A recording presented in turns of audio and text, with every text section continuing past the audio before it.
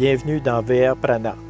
Cette année, nous allons vers l'Ouest canadien, l'Ontario, les prairies, le nord de l'Alberta et le nord de la Colombie-Britannique, par la suite le Yukon, l'Alaska, pour revenir par la Colombie-Britannique, l'île de Vancouver et retour au Québec.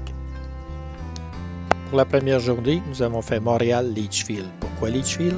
Parce que nous devons rester au Québec pour le RAMQ un certain nombre de jours, ce qui nous permet d'avoir une journée de plus.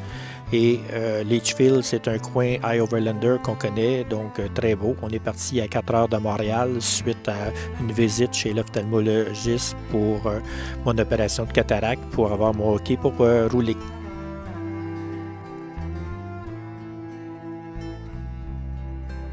Partant de Litchfield, on rentre en Ontario par Pembroke. Par la suite, c'est l'autoroute jusqu'à l'île Manitoulin où on est fait de dos. On passe par North Bay. Il faut faire attention. Chevreuil, orignal, il y a des dangers sur la route.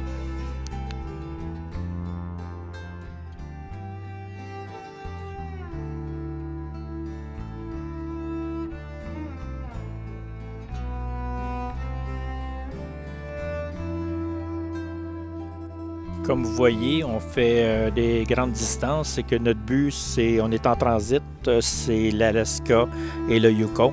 Donc, on fait le plus de distance possible. On visitera les prairies et l'Ontario lorsqu'on viendra, si on a du temps. Sinon, on peut toujours les refaire facilement à partir du Québec. Pour Goat Island à Wawa, donc c'est une bonne distance. À Wawa, on a pris un Terrigo. C'est une belle place, on a pu arrêter là, belle marche, mais on pourrait faire aussi un High Overlander qui est presque à la même endroit, qui est une belle chute. Je vous fournis des photos qui suivent.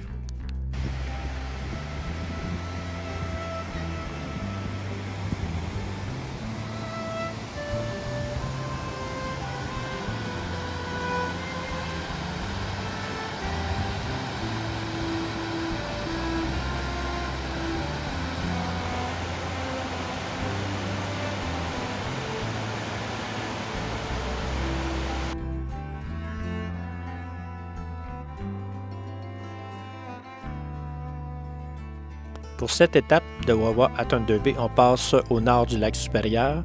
Si on est toujours sur l'autoroute, la Highway, la transcanadienne.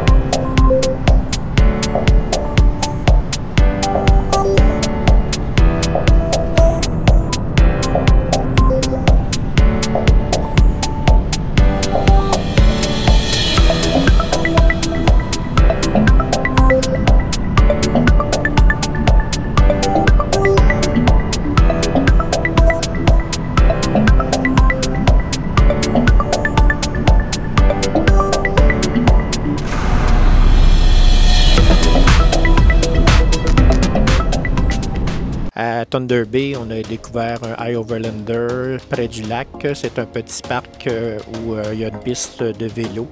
On est en milieu industriel quand même. Il y a juste à côté une usine d'épuration qui fait un peu de bruit, mais on n'avait pas beaucoup de choix dans ce coin-là. Donc c'est un arrêt pour la nuit. C'est quand même coquet à voir.